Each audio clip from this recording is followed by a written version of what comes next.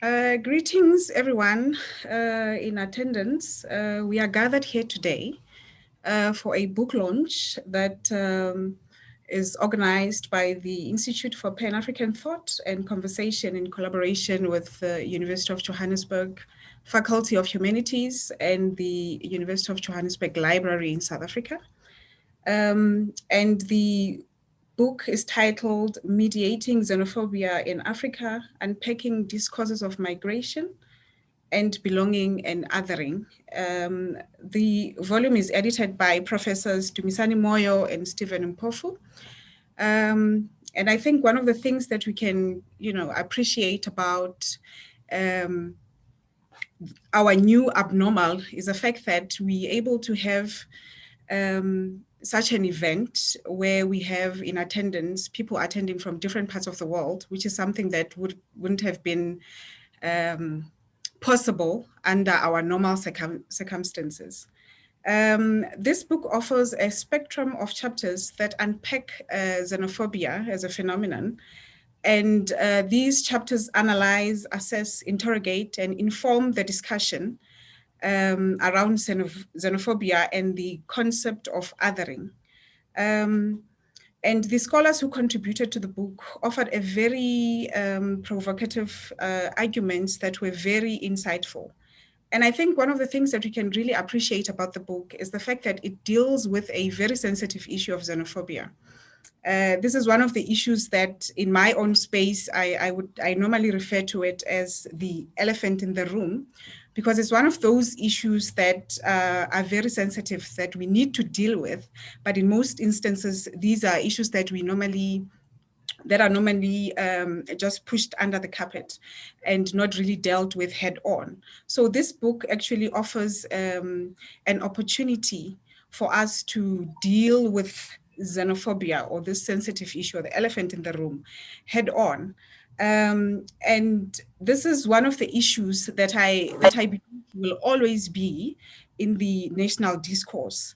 And it has to be kept alive. We have to keep the conversation going.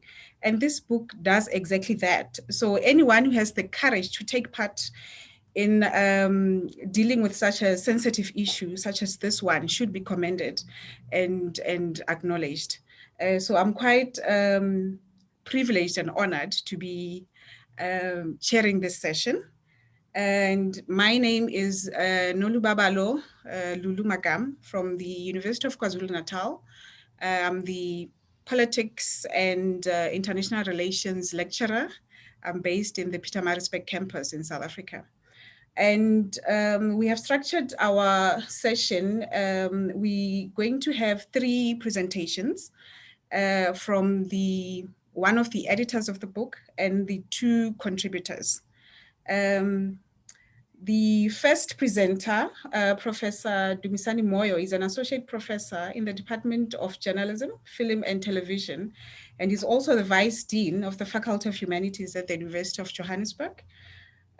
He holds a doctorate from the University of Oslo, and his research interests include media policy and regulation in Africa, media and political engagement in Africa, journalism and in the digital era, as well as media and elections. His major works include 2 co-authored books titled Radio in Africa, Publics, Cultures, Communities, as well as Media Policy in Changing Southern Africa, Critical Reflections on Media Reforms in the Global Age.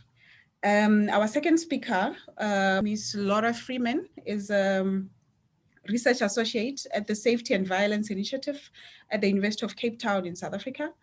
Previous roles that she has held include migration and conflict advisor to Freedom House, deputy director at the ALPS Resilience Program Manager at the Safety and Violence Initiative, lecturer in political studies at the University of Cape Town in South Africa.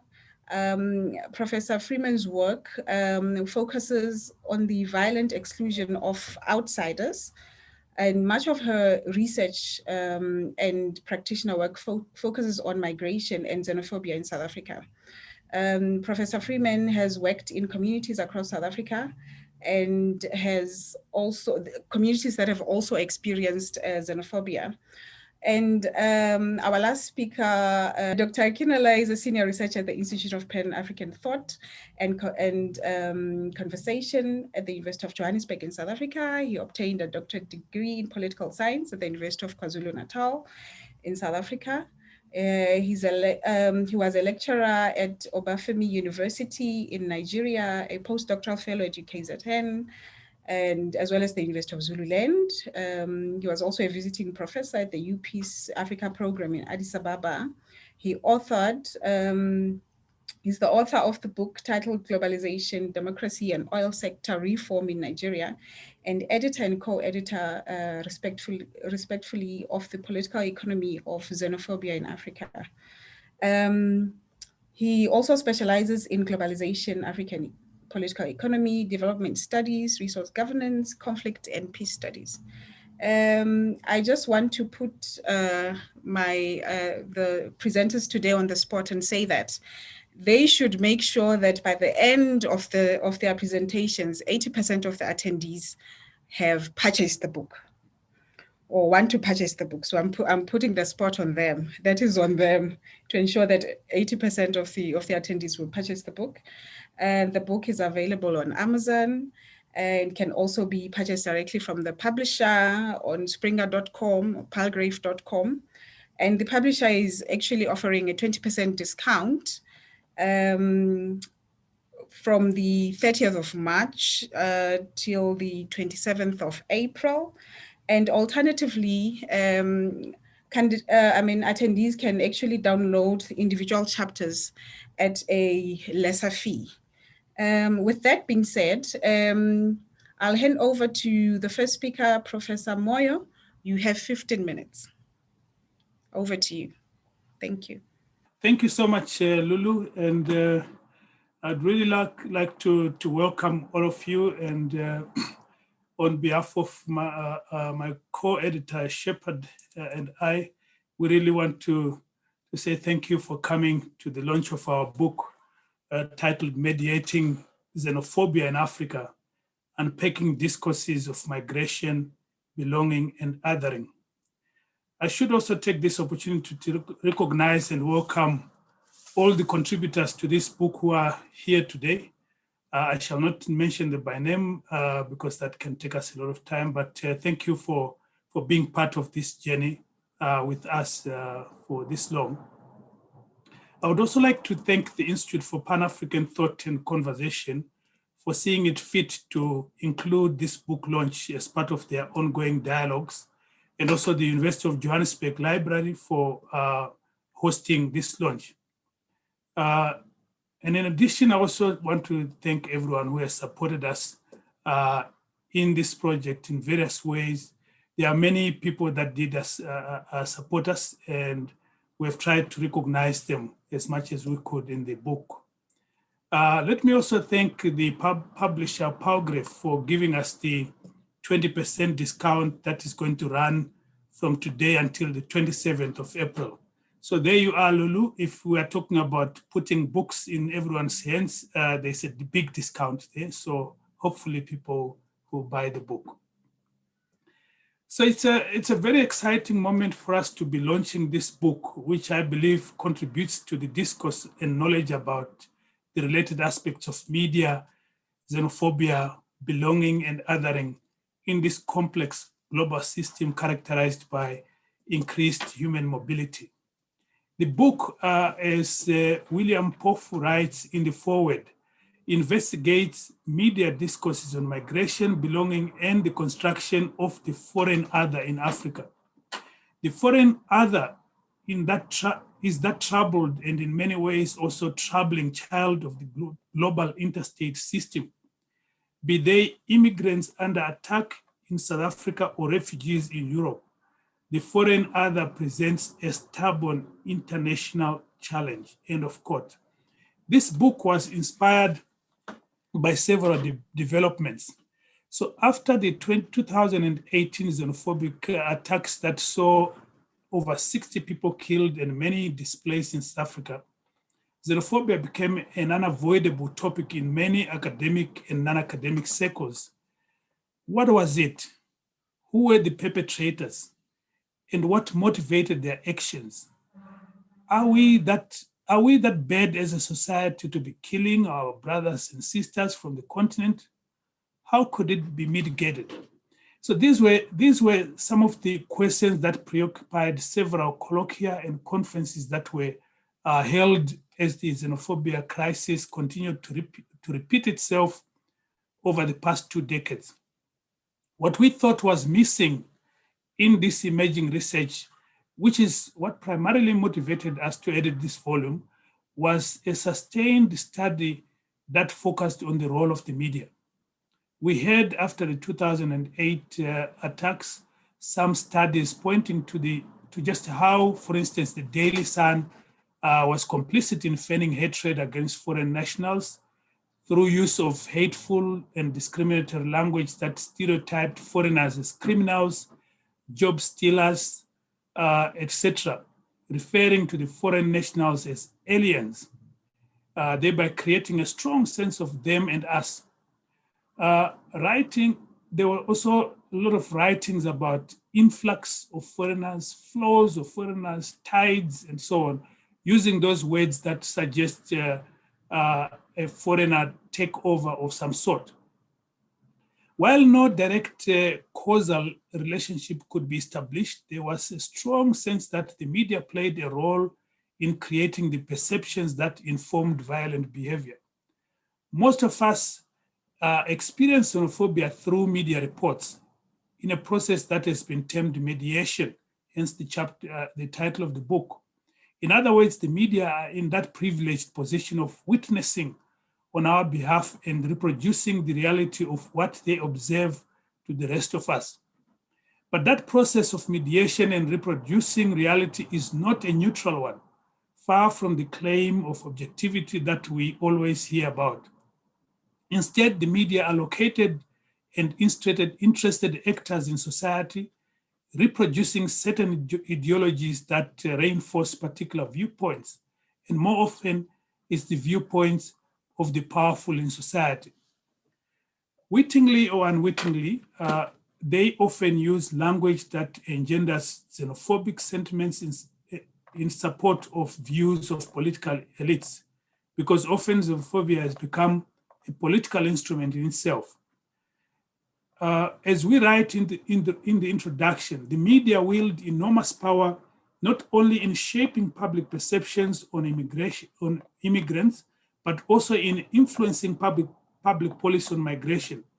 What has often been referred to as the migration crisis in Europe and in the United States, for instance, has largely been witnessed by many through the media, which played the role of primary definers and naming and describing phenomena.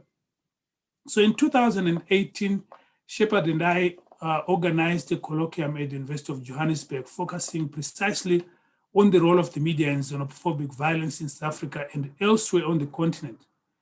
The majority of the chapters that are in this book were first presented at this colloquium.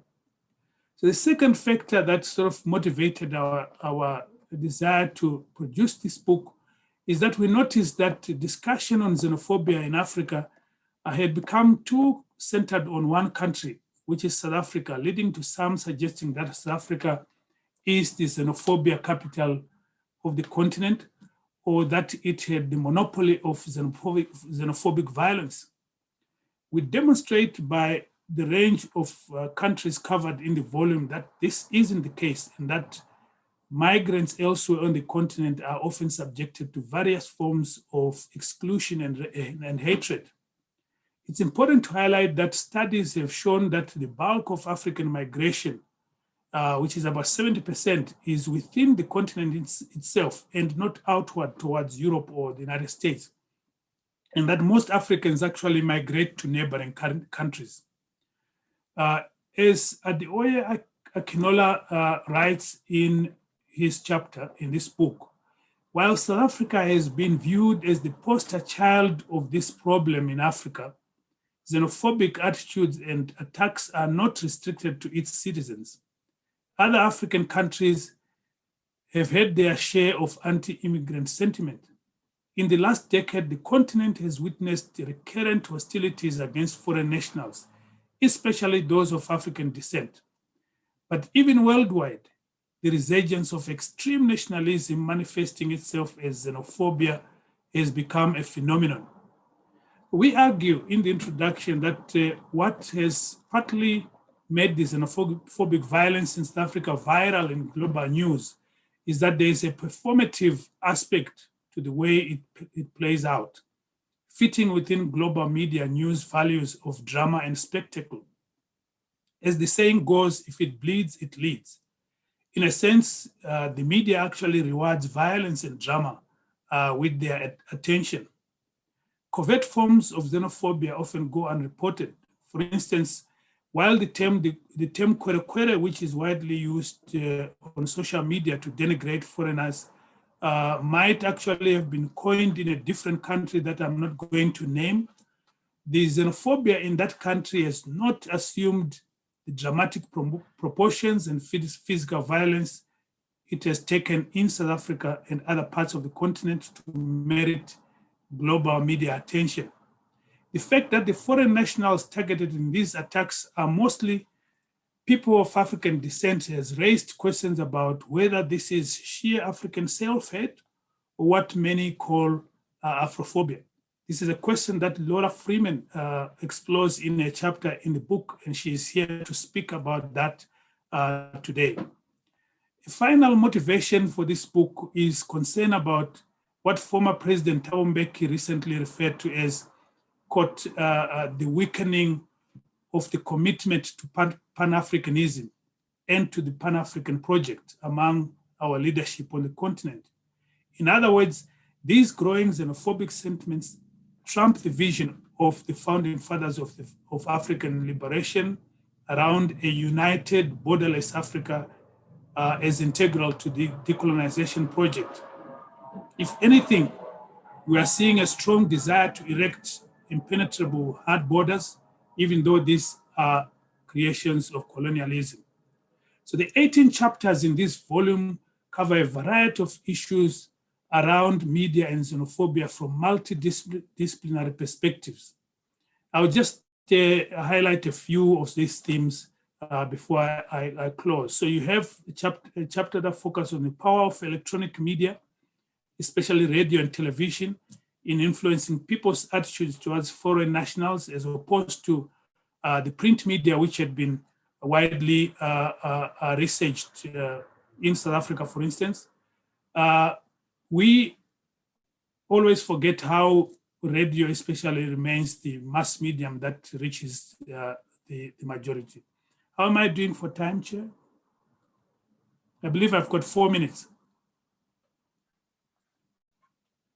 Okay.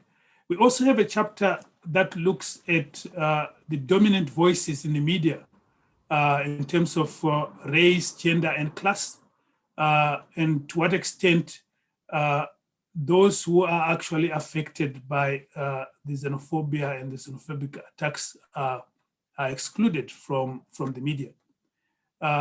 A chapter also focusing on talk radio show hosts and how they navigate difficult subject of xenophobia and hate speech. In other words, trying to balance free speech and ethical issues of decency and non-discrimination on air. We have a chapter that looks at how journalistic norms and perceptives are influenced by a strong sense of patriotism and national identity when it comes to reporting emotive subjects such as xenophobia, illustrated in the sympathy that foreign nationals from Mozambique, Nigeria are, who are victims of xenophobic attacks in South Africa, for instance, receive from the media in their home countries. Many other chapters also look at other aspects, for instance, the portrayal of Zimbabwean women migrants in South Africa as victims and how that has erased their agency and undermined their humanity, as it were. The question of social media, how social media discourse frames and constructs perspectives of insiders and outsiders is also in the book, looking at the tensions between Kenyan nationals and Somali migrants who are always perceived as homogenous and also as having terrorist intentions. How self-representation of African migrants in South Africa through digital, print, and social media subvert the notion of migrants as a burden to the South African economy. That's another chapter. So those are just a few cases. Finally, one of the most exciting additions to this volume is an interview that I did with two leading photojournalists in South Africa, Alon Sky and James Otway, who have been photographing some of... Sorry? Yes. Your internet seems to be a bit unstable. We lost you for a minute or so there. Perhaps you would want to maybe go back a bit and wrap up in 2 minutes. Okay, so can you hear me now? Yes, Prof, we can hear you. Okay, so I was just highlighting some of the themes that are covered in the different chapters, but I'm not going to repeat that because it's there in the book. But what I want to saying as a final point is that one of the most exciting chapters that we have in the volume is an interview that I did with two leading photojournalists in South Africa, Alon Sky and James Otway, who have been photographing some of the most memorable and headline photographs capturing moments of violence in South Africa, including during service delivery and labor protests. Because we are living in a hyper-visual society, images play a critical role in not only sharing information, but also creating certain perceptions about what is happening around us. So this is a chapter that brings out some fascinating insights about ethical dilemmas that photojournalists and the media outlets have to deal with in choosing the shots, capturing and publishing some of the disturbing pictures that we see in our everyday media. Some of these are reproduced in the book in color, and I would like to thank the two photojournalists for that. And I should also add that they have also launched their own book last week, which is titled Brother, which is full of some of the images that they have done. So finally, this is a book that has been endorsed by two eminent scholars, and one of them writes, and I quote, "This is not the first book on xenophobia across Africa, nor is it to be the last. Xenophobia is an increasingly prominent feature of a continent grappling with combined and continual impact of inequality, imperialism, and political unaccountability, often explained away as an almost inevitable byproduct of popular disaffection with government and material conditions. This book bolsters scholarship locating xenophobia where it should be, at the heart of the politics of nation building." Thank you. I'll stop here and hope that some of our contributors may also want to say something at the end somewhere. Thank you very much. Thank you so much, Prof. You were well on time. Thank you so much for that. I think one of the, that was quite insightful, and I'm quite certain that a lot of us are quite eager to get our hands on that book. And just to mention that, I think one of the important things that I picked up from your presentation is that the role of the media cannot be downplayed, because you find that in most of these happenings or these events, the media are the first responders to such events, and you find that how they report these happenings informs the perceptions of the public. With that being said, I just want to mention that attendees could, in the process, jot down some of the questions or comments that they might have at the end of the presentations. Of course, they'll be given a chance to comment or even post some of their questions. As we move right along to our next speaker, Ms. Laura Freeman, who's one of the contributors to the book. Over to you. You have 15 minutes.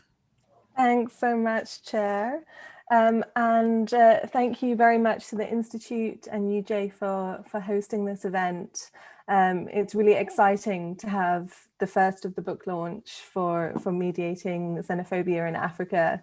I am one of the lucky few who has, by some chance, received my author's copy of the book. Here it is in all its glory. It really is wonderful to see it all together. And just to extend Dumisani's point about the photos and the photojournalism, James Otway has taken this picture, which I'll just put towards my screen, which I think is one of the most powerful of depicting how xenophobic violence happens, how attacks happen, and this man is desperately producing his South African identity documents as he's being accused of being a foreigner and facing accusations and attacks. It really is a very powerful contribution to the book, and wonderful to see kind of all the different types of media that have been included in this book. So thanks for the correction, Chair. Yes, I'm Miss Laura Freeman. Let me not promote myself to professor, especially with such great colleagues around me. But I am a researcher and practitioner with various backgrounds, and my current positions include research associate at the Safety and Violence Initiative and researcher with the South-South Migration Hub, both at the University of Cape Town. So, I mean, let me just give a little broad introduction about the book and then my contribution within it. I'm going to speak quite informally because I'm hoping, as the chair instructed us, to kind of sell the chapter, so that you'll either sell the, buy the chapter or buy the book after this. And it was a really exciting and continues to be a really exciting project to have been part of. I think Prof. Moyo and Dr. Mpofu did great work joining a really big variety of scholars and backgrounds and topics to put together this really comprehensive book on the media's role on reporting xenophobia on the continent. Many of the contributors are experts in the media and have worked extensively on the reporting of xenophobia and migration in Africa. I'm one of the non-media experts, but as our chair said, I've focused much of my research and practitioner work in communities that have experienced xenophobic violence in South Africa. And in our 2018 workshop that Professor Moyo and Dr. Mpofu organized, I received a lot of input on the ideas for this chapter from the media experts, and I am still really appreciative for my co-contributors for all of those contributions towards this chapter. My chapter is chapter 2. It's called Defying Empirical and Causal Evidence, Busting the Media's Myth of Afrophobia in South Africa. And this is a small contribution to what is a much larger conversation that I think we need to have in the space around xenophobia, migration, the role of the media within it, around how we define terms, how we create the bounds of the conversation, and who gets to define what. And I'm just going to speak broadly now about my motivation for the chapter based on my own experience. I'll talk briefly about the structure of the chapter and then sort of try and answer the question about why Afrophobia as a causal explanation for attacks has been increasingly utilized. So my motivation for this chapter, why was I interested to write it? As mentioned already, I've worked extensively in communities that have experienced xenophobic violence. And rather than broad patterns, what this work has often revealed to me is nuance and complexity and differences for which we need really strong analytical tools to understand and explain. And particularly there are variations in who is the victim and who is the target of anti-foreigner violence, or violence that targets the constructed foreigner. And just to sort of go through some of these elements, many Africans and Asians have been attacked. There is a huge imbalance that we see in regard to who is targeted. And the available data we have shows that certain nationalities are targeted to a much higher proportion than others, Somalis being the most significant group. We see that certain foreign groups, and when I say the word foreigner, I'm always saying it in inverted commas, or who is the foreigner, changes over place and time. So I've worked in Dodorans in the Western Cape, where at times the Zimbabweans are the foreigners because they're stealing the jobs, and at other times it's Sutus from Lesotho because they're violent. And this varies, you know, from one trip to the next, this discourse on who is the foreigner, and it's all about behavior and perceptions and community and how they perceive all of these elements. We also see that there are high levels of instrumentalism in some attacks, with foreign national businesses, typically spaza shops and informal businesses, being targeted often as a form of reward or loot for protesting. And this is part of a broader pattern where attacks fit into a kind of politicized, often urban ecosystem of sort of contested local politics and contested space and power dynamics. In Gauteng and elsewhere, we see what might be called forms of ethnic nationalism, with potential foreigners being asked for words like elbow in Zulu, and if they can't reply, they're targeted and attacked. We've seen this particularly with Shangans and those from Limpopo being attacked, so South Africans being attacked who cannot reply in the appropriate language. And we also have now a whole array of public opinion surveys in South Africa from 2000s, almost yearly to date, that show high levels of anti-foreigner sentiment by all South Africans, so across racial and demographic markers, and also against all foreign national groups. So within this, Afrophobia as an explanation. So Afrophobia I would define as a form of Black self-hate, hatred of or discrimination of Africans by Africans, a form of self-othering as a concept and motivation, doesn't seem to capture some of these nuances, or can't seem to explain all of their components and the varied experiences and manifestations of violence against foreigners that we see. So this has led to a question in my mind for some time: is why is Afrophobia becoming increasingly popularized and used as a concept and term that explains this violence? And it's not just in the media, it's happening in other fora as well. And so when Professor Moyo came to me with the book, it just seemed like the perfect opportunity to explore this question. Particularly, I focused on the print media, reporting of attacks and violence against foreigners. So I'm motivated that I write a chapter that aims to better understand dynamics within South African media and who writes for the South African media, to track how Afrophobia has been largely uncritically adopted and used as an explanation for attacks on the constructed foreigner in South Africa.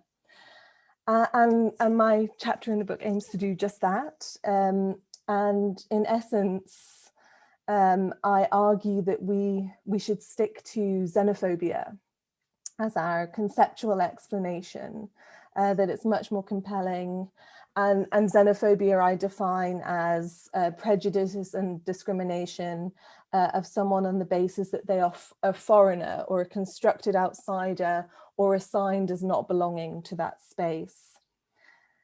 The chapter goes into some detail about defining the conceptual bounds within Afrophobia and xenophobia. Again, an initial contribution to start to unpack these sort of conceptual components of both terms and to understand the lines between them. It also goes into some depth about how South African media reporting on xenophobic attacks and Afrophobia has taken place, showing that there is an increased propensity for Afrophobia to be used as an explanation of the violence. And the chapter also presents a host of empirical evidence that broadly undermines the Afrophobia hypothesis, including the sort of nuance and changes in violence, as I've alluded to at the beginning of my presentation. So, you know, broadly speaking, why has Afrophobia been increasingly used as an explanation to explain violence targeting foreigners in the South African media? And I came to the conclusion that there are two broad reasons, but there's a lot more information in the chapter, so I'm going to kind of summarize those two broadly and hope that this leads to a discussion in our Q&A, which I'll be really interested to have. So the first component is really about a lack of clear definitions and uncritical reporting of increased popularity of the term. So we see strong, you know, on the one hand, really strong government denials of xenophobia and rejection of xenophobia as a phenomenon that even exists in South Africa. So we see this strong narrative against xenophobia and sort of anti-foreigner sentiment broadly from government officials and the government broadly. And then we see this emergence of the use of Afrophobia as a term by government and other officials as an alternative explanation for attacks. And this has often been regurgitated in the press rather than critically questioned. And thirdly, we see a proliferation of opinion pieces and other contributions by what I would term as sort of non-experts, those who haven't worked extensively in the fields of migration and xenophobia, but have a particular opinion towards this. And secondly, we see poor and incomplete sources of information, which partly reflects problems within media and also partly reflects a real lack of data. So reporting has tended to focus on and be skewed towards large-scale attacks, with a lack of detail or nuance within that reporting of the large-scale attacks. So we don't start to understand the broader patterns or the intricacies of local politics around each attack. And we also see that smaller scale attacks go underreported, as well as Prof. Moyo alluded to, other forms of xenophobia, covert forms, I think he called it, that go almost entirely unreported. And there is a real lack of available data and information on xenophobic attacks, who the violence targets, what the patterns are, with government only releasing what I would call questionable stats during large-scale xenophobic attacks. This kind of, along with what we see as broader reporting on migration, on organized crime, organized by African and Asians in particular, which tends to be highly stereotypical, I argue in the chapter has led to a sort of internal bias within the South African media itself towards Afrophobia as an explanation. So I think let me leave my presentation there and wait for the Q&A to contribute further. Thank you very much.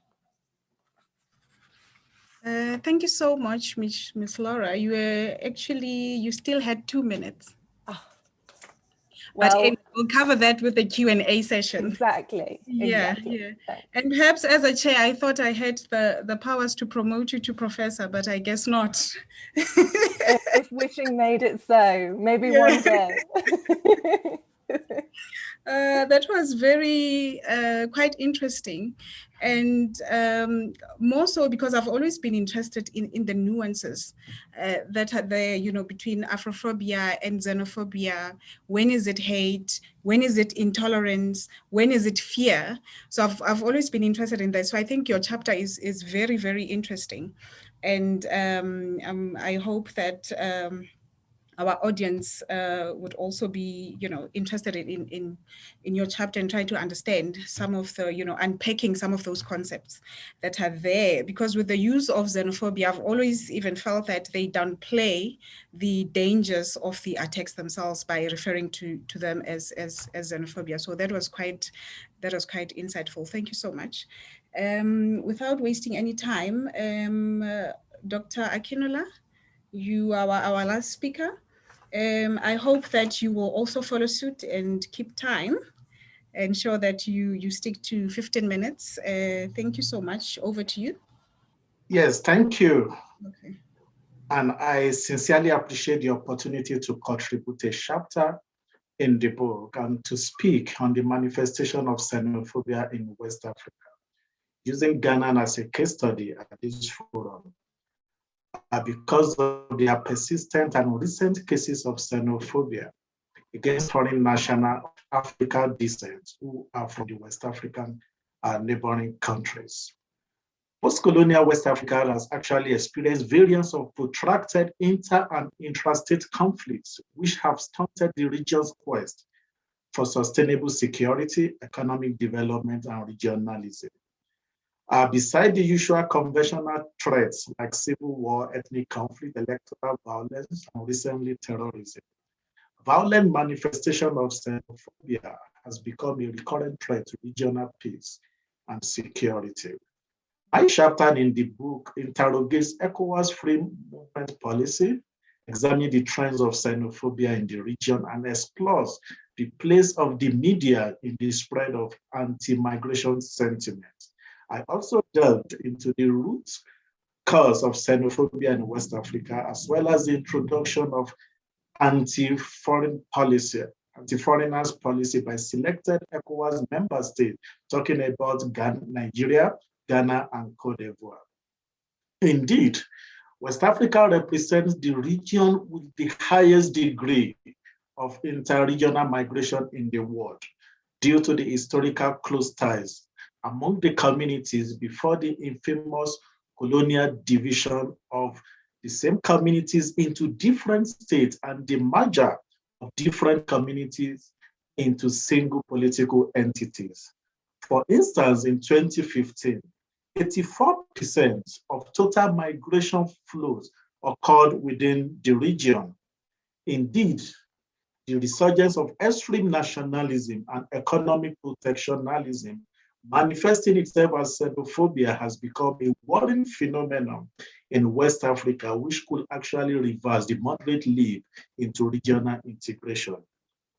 The media has directly played a complicit role in the xenophobia onslaught. Sometimes they do not initiate or sponsor xenophobia, but there are compelling reasons to hold that xenophobia is often fueled and aggravated by what Parsley has attributed to misinformed media coverage. For instance, the Ghanaian media has been accused of inflaming public sentiment against foreigners. As displayed in the country, the media has an agenda-setting function, whether intentionally or unintentionally, that engender xenophobic behavior and violence. Conflicts between local populations and migrants, especially in fragile societies in West Africa, has the propensity to reverse the appreciable peace and political stability experienced by many West African states, including Ghana. As shown by the European Union, regional integration initiatives have made considerable progress in the development of frameworks, legislations, and mechanisms for increased economic and social integration among states and its people. West Africa has started along this path. However, non-tolerance of foreign nationals by the local population and state institutions have continued to impede any serious attempts at integration. And I also tried to historicize xenophobia in the region. And I noted that historically, migration in West Africa represented a way of life devoid of any identity assertiveness or extreme nationalism. Initially, at post-independence, even before independence, Côte d'Ivoire and Ghana were the main destinations of immigrants in the region. But the flourishing mining and cocoa production in Ghana were the magnets for migrants. But due to Nigeria oil boom in the late 1970s and the expansion of its labor base, Nigeria joined these two countries and soon became the highest receiver of migrant labor by late 1980s. The creation of ECOWAS and the use of ECOWAS passports starting from 2000 heightened mobility within the region. And also ECOWAS Protocol of 1979 allows for free mobility within the region for 90 days. And there was also the rights of residents, which was ratified by ECOWAS member in 1986. In West Africa, the first case of anti-migration occurred in Ivory Coast as the country expelled over 1,000 Benin and Togo nationals in 1958 and deported almost 16,000 foreigners from Benin Republic in 1964. Senegal also expelled Guineans in 1967, and Chad expelled thousands of Benin nationals who were tagged illegal migrants and not law-abiding in court. Of course, these were once-off occurrences, but the case of Ghana was different. Nigeria also displayed xenophobic attitude at a point in time, but now they are now considered as a repentant xenophobic country. In Africa, the origin of popular and expansive state-sponsored xenophobia can be traced to the socio-political and economic crises that occasioned the overthrow of Kwame Nkrumah, Ghana's first president in 1969, and the appointment of Kofi Busia as prime minister. Ironically, Ghana was home to the foremost Pan-Africanists of the 1960s, Kwame Nkrumah, who conceived the vision of a united state of Africa. Indeed, Nkrumah's Pan-Africanist posture resulted in the opening of Ghana's borders to Africa migrants. Due to poor economic fortune and the need to implement economic protectionist policy, the Busua-led administration in Ghana implemented the Aliens Compliance Order, which initiated the abrupt expulsion of immigrants popularly regarded as aliens. And under the act, foreigners were to obtain a work order within 2 weeks. That was an impossible task. And those who couldn't obtain the papers were massively expelled. An estimated 140,000 Nigerians were expelled from Ghana at this time, along with about 60,000 other foreigners. Since then, the Ghanaian government has continued to reinforce individual and systemic anti-immigration behavior. Of course, Nigeria retaliated in the late 1970s and early 1980s by expelling more than 2 million foreigners, of which about half were from Ghana. In 2013, the Ghanaian government activated the Ghana Invested Promotion Center Act, Act 865, Section 27, number 1A, to discriminate against migrants. The law required that foreigners must possess $500,000 to run business enterprises. I'm talking of local businesses. The act expressively contravened the ECOWAS protocol that clearly stipulates that West African citizens shall enjoy the same rights with the citizens of the host country. Indeed, at that point in time, the government closed more than 117 shops that belonged to foreigners, accused foreigners of selling fake products and engaging in business that were formerly reserved for Ghanaians. At a point, foreigners have been stereotyped in the country as kidnappers and fraudsters. And in December 2018, Nigerian citizens in Ghana were attacked on the basis of the alleged disappearance of a Ghanaian national. And a section of the media labeled Nigerians kidnappers. Between 2018 and 2019, more than 723 Nigerians were expelled from Ghana due to allegations of social and financial crimes. Also, on June 19, 2020, several armed Ghanaian citizens demolished the residential building of the Nigeria High Commission in Accra with a bulldozer. The Ghanaian president later apologized for the incidents and called for investigation. He also promised to rebuild the embassy building, even though information later emerged that the Nigerian government had failed to obtain the land title deed for the property. But this situation could clearly have been avoided or dealt with diplomatically. The unusual act might not have fallen under what West Africa would normally term a traditional act of diplomatic rascality. However, it is the height of lawlessness and an affront to Ghana's commitment to the freedom of law. Let's talk about the media and the agenda setting functions. The development of ICT along the globe has made national and international media to intensify their coverage of migration issues. Through the rhetoric of political class, particularly during the election as seen in Cote d'Ivoire, the media has publicized the accusation against foreigners as solely responsible for depleted infrastructure, poor service delivery, social ill, and other socio-economic disruptions in their host countries. Immigrants have become the scapegoats and the target of aggression from a frustrated local population and the host state. As recently witnessed in Ghana and Nigeria in the 1980s and even late 1970s, and also in Cote d'Ivoire during the 2000 electoral process under President Laurent Gbagbo. There has been a growing public awareness of the media's influence on people's perceptions and the biased nature of their reporting on issues involving migrants. For instance, I will give an illustration. If a foreigner rescued a drowning lady in Durban Beach in South Africa, for example, the media are likely to say that the lady rescued a good Samaritan. But if a foreigner shot a man, the caption will be, foreigners are in the killing spree. Contemporary research shows that the media do not just transmit information to the public, but rather they also reproduce certain ideologies and discourses that support specific relations of power. In many instances, the media are not consciously cognizant of the agenda-setting roles.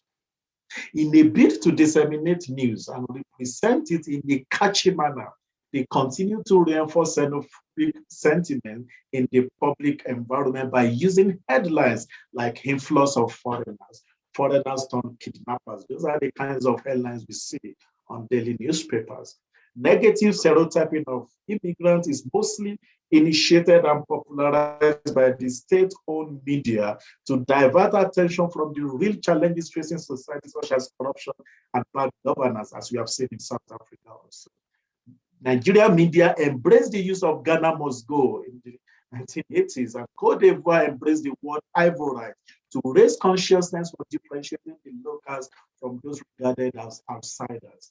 And Ghanaian media foiled the use of the word alien to depict migrants. And during the 1969 xenophobic crisis in Ghana, the media began to use inciting article headings such as Ghana owes no apology to anybody for alien compliance order.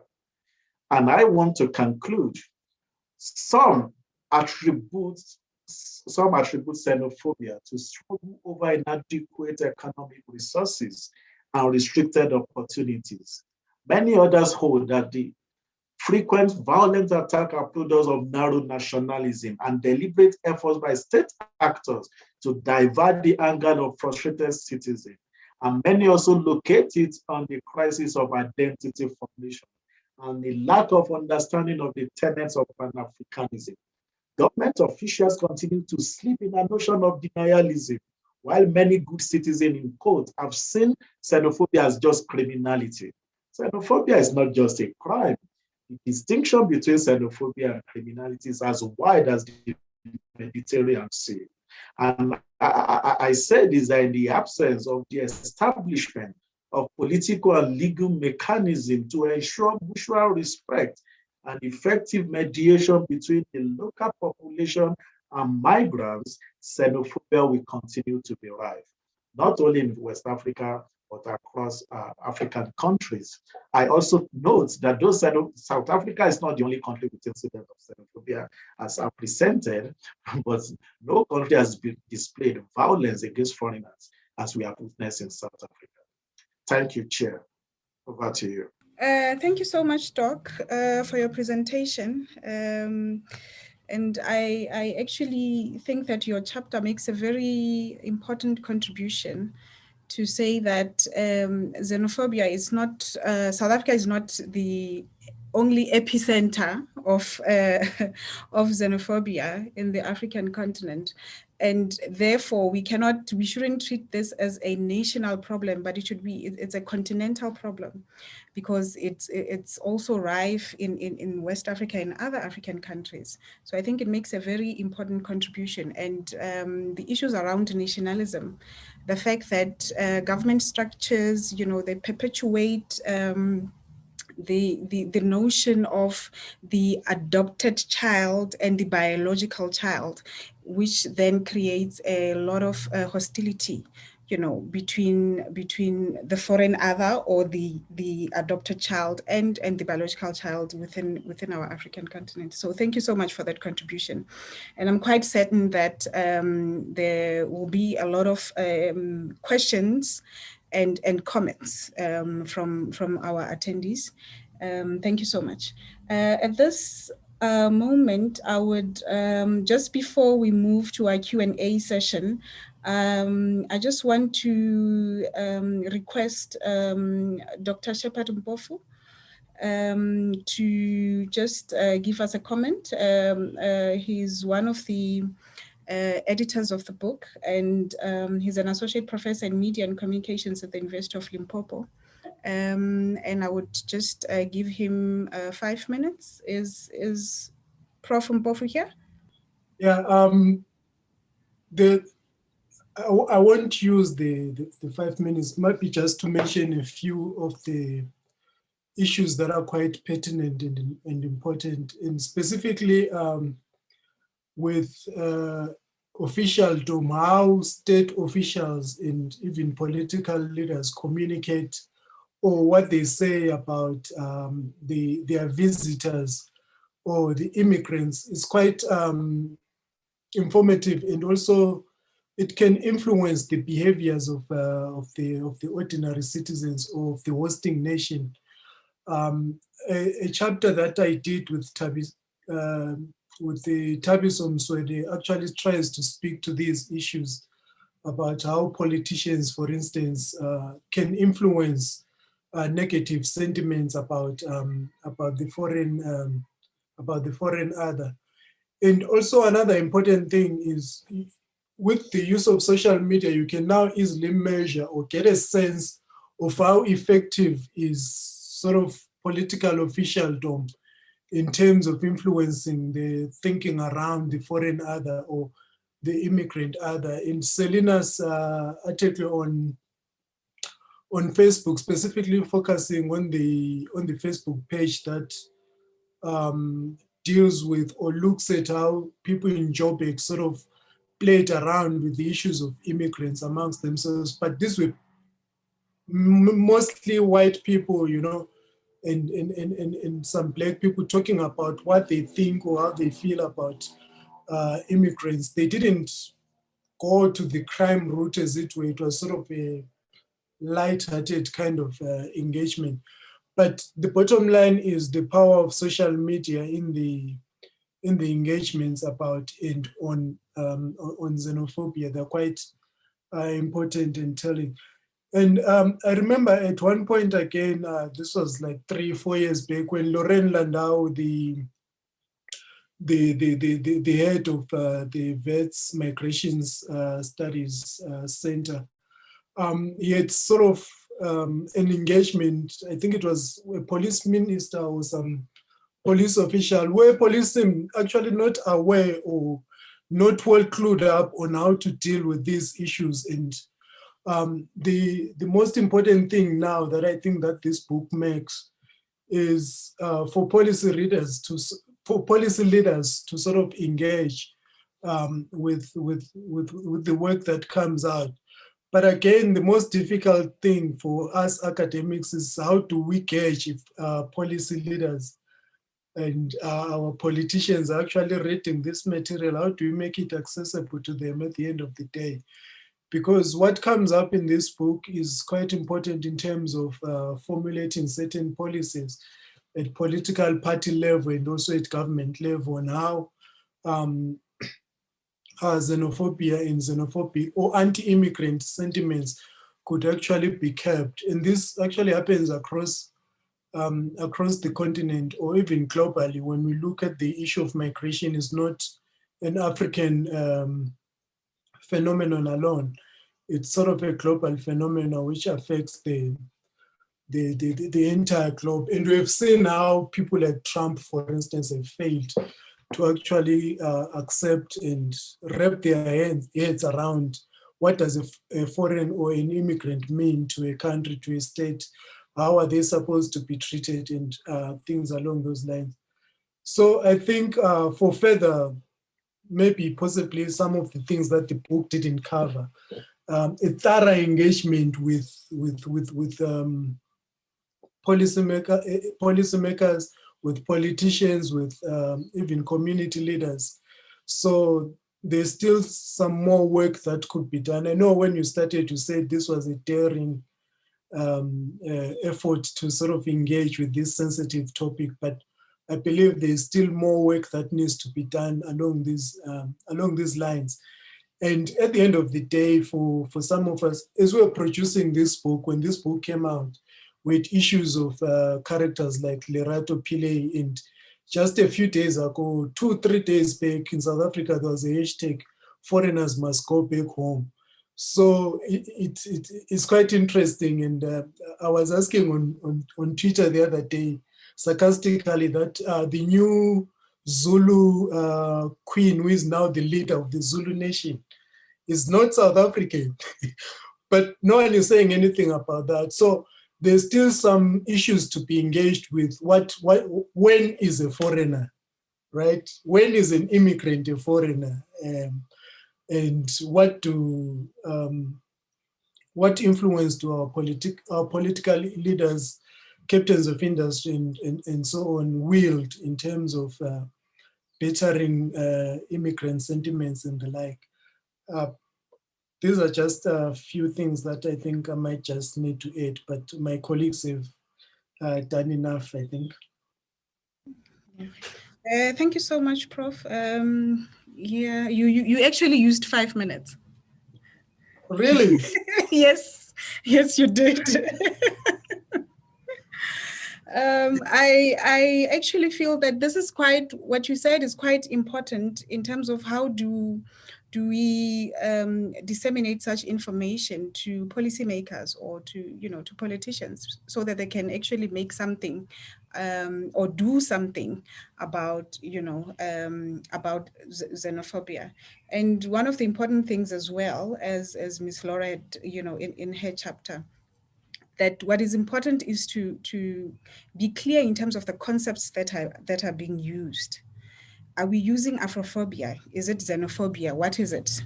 And as you were rightfully asking, that when is an immigrant a foreigner?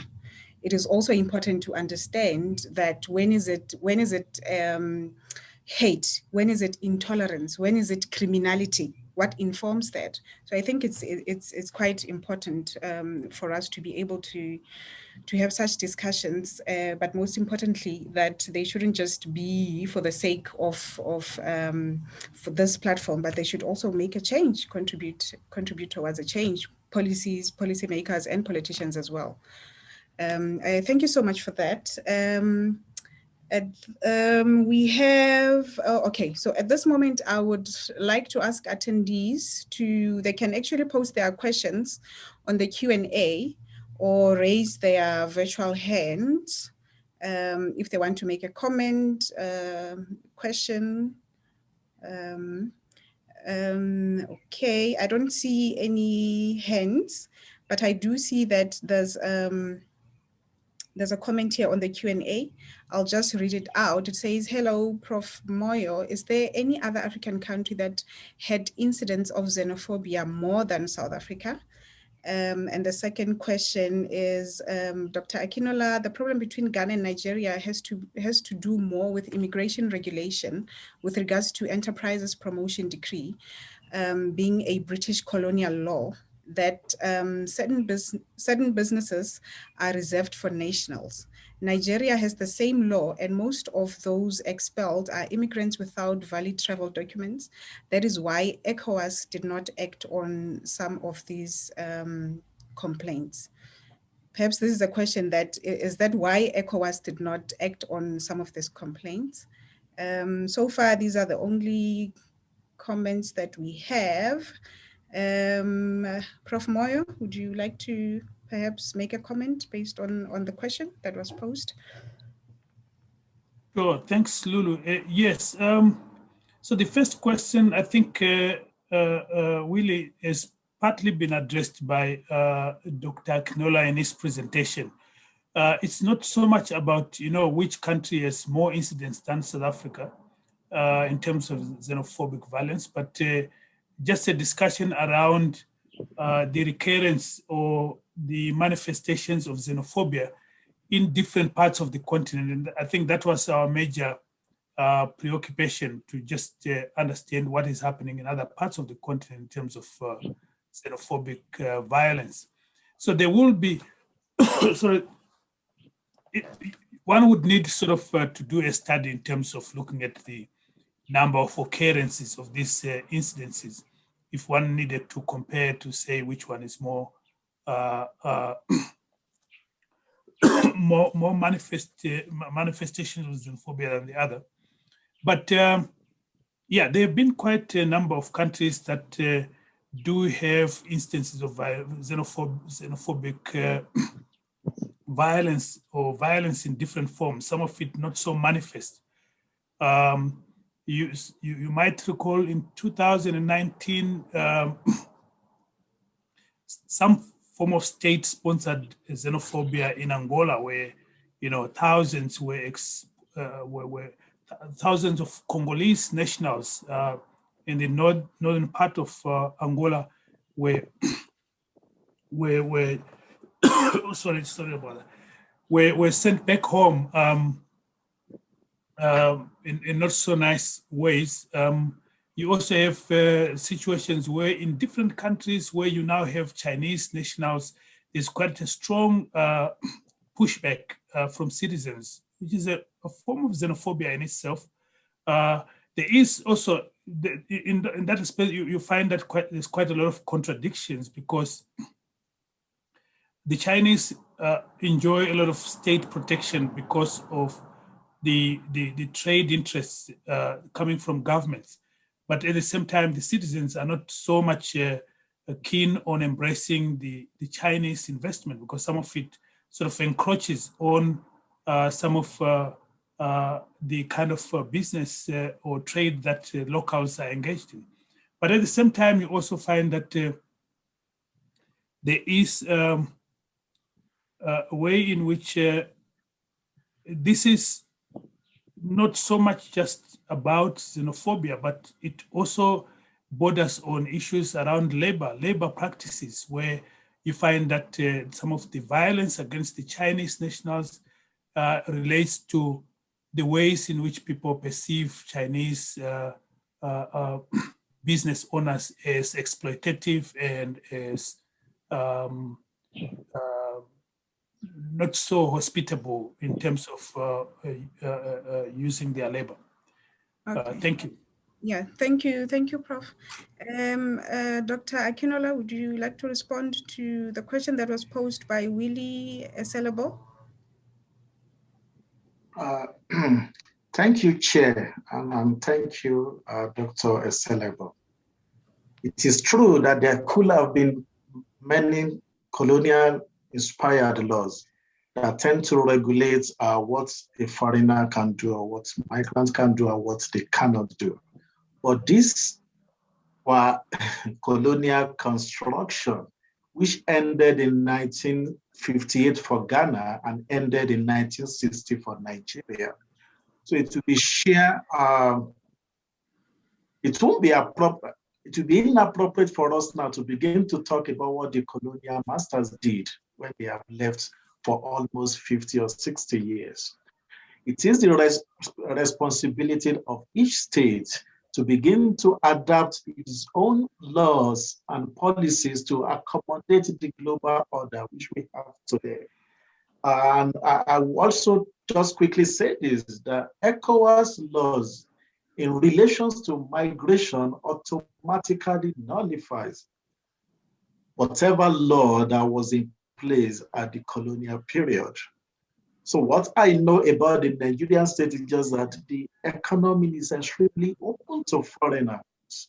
I'm even saying extremely open to foreigners. The Nigerian government tend to even indulge foreigners as against their own citizens. That's not what we have experienced in Ghana. So the situations are not the same for the two countries. Thank you. Thank you so much for that response. We have two more questions here, but I'll just read them out with the hope that you'll jot them down so that we can also take one question from the attendees and then you can then respond to all the questions at once.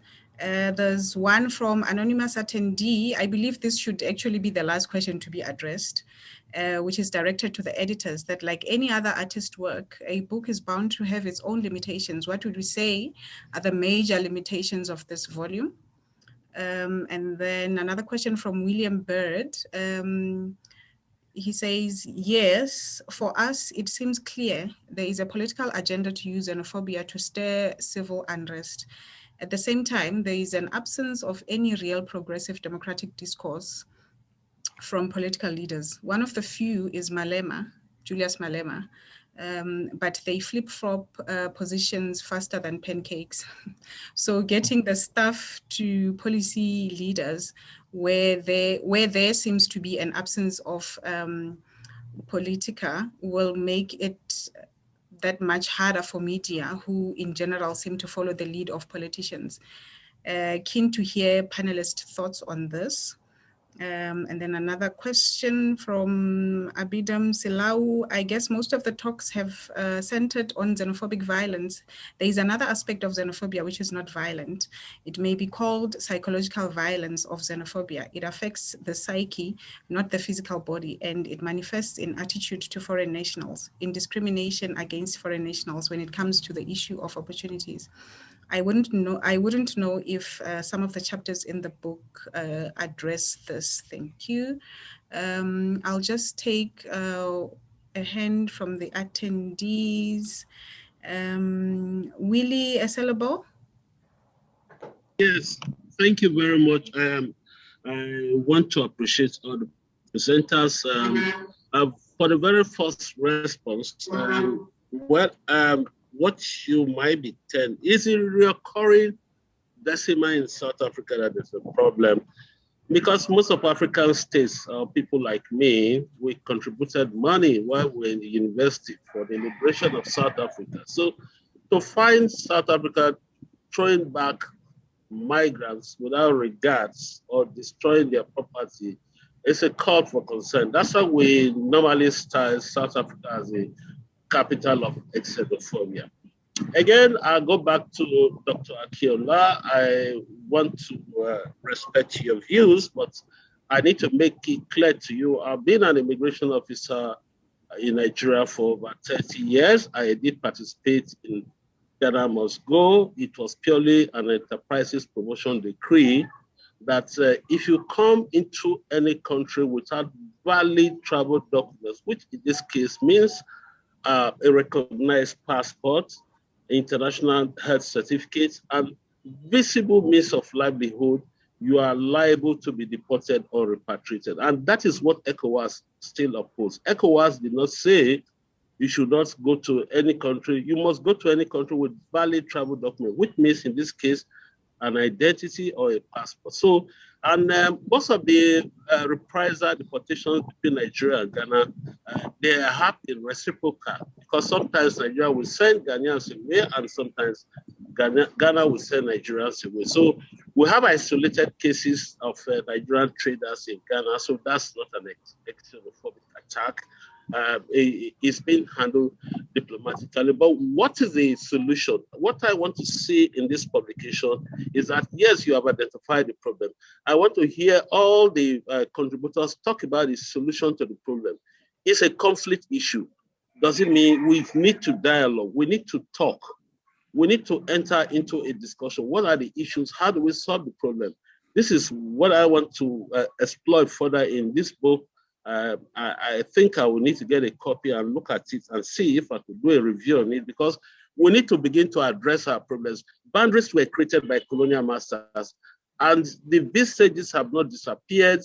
SADC has its own boundary, COMESA has its own boundary, ECOWAS has its own boundary, and that is the basis for donor funding. Until we remove all these structures, which we try to do in the drafting of the Continental Protocol on Free Movement, nothing is going to happen, because we need to encourage intra-African migration. But intra-African migration cannot take place if we begin to demand for means of identity. It is a means of identity that causes this problem.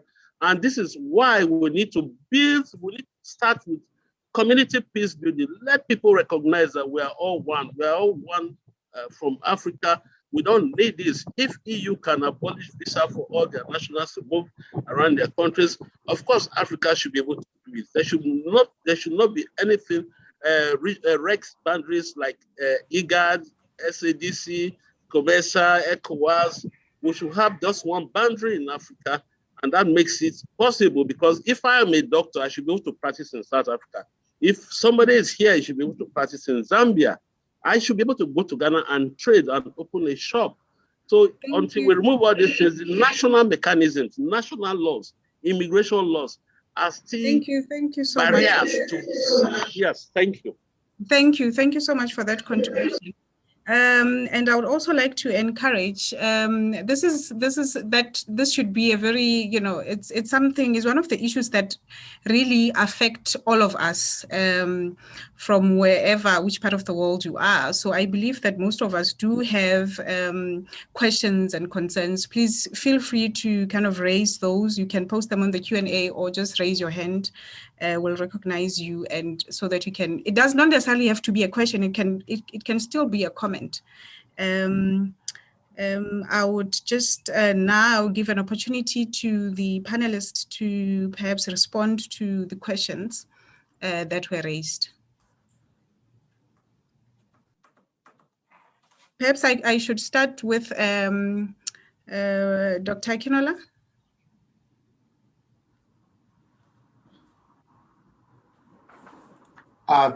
Thank you, Chair. And thank you, Dr. Heselebo, for providing context to the questions. And you also actually offer some policy directives. We have to note from west to north to east Africa, we all have the same problem. And the problem can be traced to colonialism.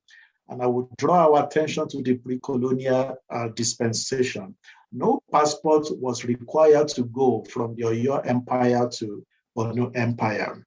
There was no passports required for people to travel from the west in Nigeria to Cote d'Ivoire, where they had very close family ties. We all remember so many names like Adebayo Fubola, who migrated from Yoruba as part of Nigeria. So the problem we have started with colonial segmentation of parts and a demarcation of societies into states. So we need to destroy that state borders before there could be easy movements within the region.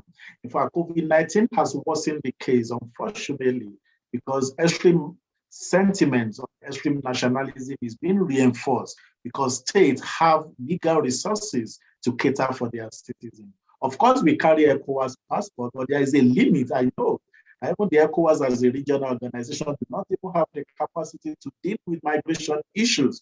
We know not the African Union. None of them have that capacity to actually deal with migration issues. So I know states are trying to bring in protectionist policies to protect infant industry and local businesses, which seems to be understandable. If we see ourselves as African, like somebody like Kwame Nkrumah dreamt before he actually died, then nobody will be talking about passport. Nobody will be talking about I'm in South Africa or I'm in Nigeria. We will be talking about I'm an African. And that is what actually resolve all of this. Thank you so much, Doc. And perhaps, Prof. Mpofu, perhaps you can make a contribution to the question that was on the psychological violence of xenophobia, the psychological aspect of it. That was a question from Abidon Silau. Yeah, I think that one applies largely to people employed in professional spaces. For instance, you have a sitting in a selection committee at work or wherever. You are not a South African, but a sentiment is spread. No, we can't select a foreigner we can't employ a foreigner. Let's put their CVs away, or let's throw their CVs into the dustbin, and all these kinds of things. And if it happens like that, as a foreigner, you are in that meeting, it's actually psychologically abusive in a way towards yourself. And also to see maybe people whom we consider as colleagues sharing, spreading, liking, and retweeting, for instance, those of us in social media, messages that are presently xenophobic, that also sort of affects you. I think there are certain compliments that are actually problematic, especially if you look again at Selina Mdabanu's article on how sort of Zimbabwean foreigners speak so well. You have people sharing what do we like most about Zimbabweans, they're hard workers and all these kinds of things. So sometimes they set you up as a target for hatred or as a points person for hatred, as it were. And that psychological sort of psychological xenophobia, or that the trauma that it brings, is not all that widespread, or it's not all that sort of pronounced out there, But at the same time, as I said in the beginning, when is a foreigner a foreigner? There are some foreigners who are considered foreigners, and there's some foreigners who are considered insiders, depending on the type of jobs that they are doing. Look at Tendai Mtawarira, for instance, the South African rugby player, Zimbabwean person. In German, Mesut Ozil says, when the team loses, I'm considered Turkish, but when the team wins, I'm considered German. And so when foreigners are being attacked, you are told that we are attacking those without papers and all these kinds of things. But if you are a foreign national with your legally assembled in the country, what pressures or what frustrations do you go through when you see others who do not belong going through the same? Because at the end of the day, we're all human beings, and people move from place to place because of certain things that push them out. If it's the time of war, if there's a war in Mozambique, for instance, or there's terrorism in Mozambique,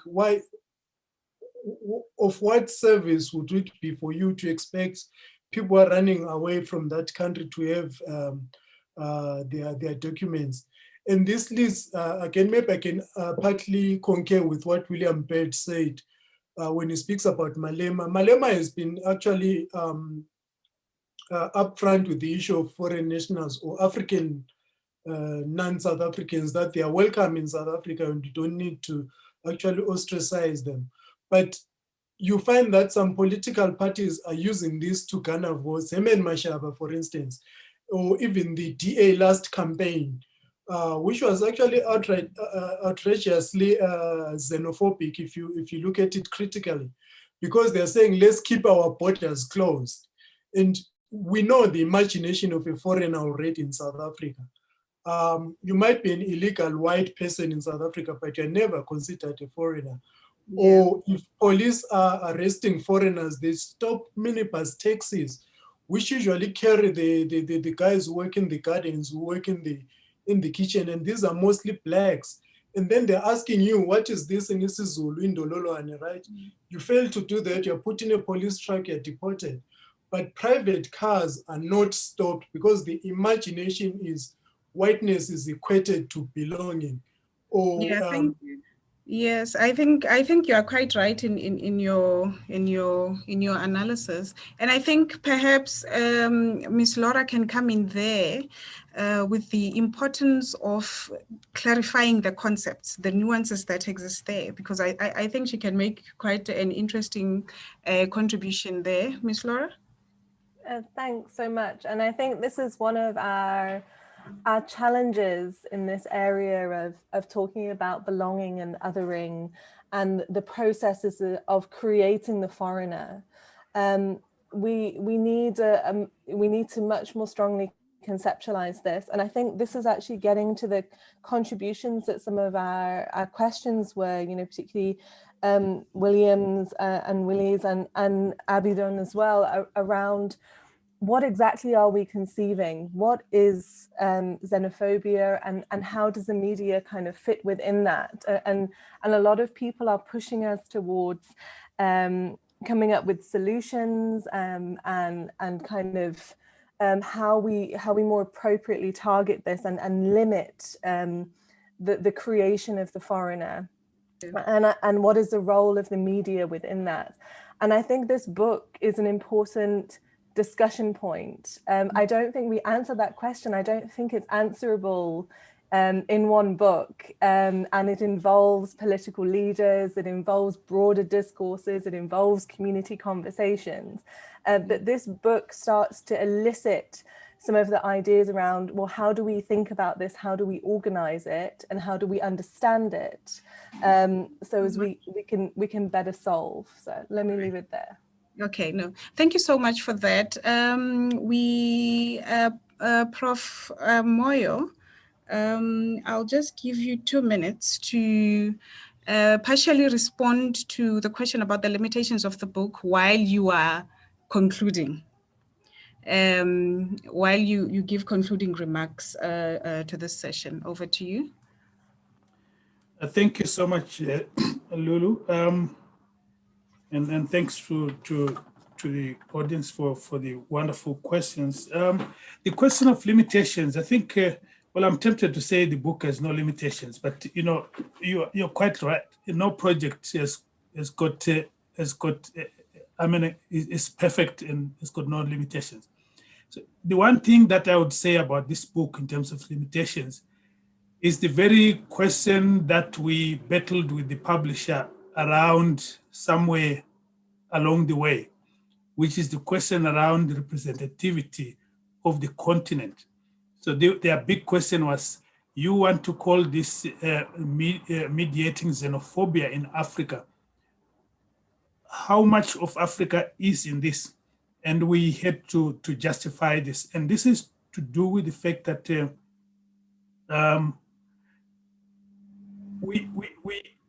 we perhaps couldn't make a much bigger book. This was quite large, as you can see. But one thing that I would have wanted to see in this book is more representation of other forms of xenophobia in different other African countries, because this is a scourge that is actually eroding all the dreams of a united Africa, and it's something that I think has to be a bigger debate. And I think, and I'm hopeful that this book triggers the kind of debate that that will lead us to searching for solutions. Thank you so much, Prof. Yes. Yes, thank you so much, Prof. I think we out of time, but just as a last contribution, I would just like to thank our, attendees and our participants, and also just mention that the book is available on Amazon and can also be purchased directly from the publishers at springer.com and palgrave.com at a 20% discount as of today, the 30th of March, until the 27th of April. And individual, you can also, alternatively, you can download individual chapters, which will obviously be at a cheaper price. This was quite informative, and I'm quite certain that a lot of our, perhaps 90% of our attendees will definitely buy the book. Thank you so much. Thank you. Thank you, Lulu. And thanks everyone for attending once again. We really appreciate your coming to this launch and look forward to further engagement on this important subject. Thank you. The University of Johannesburg, the future reimagined.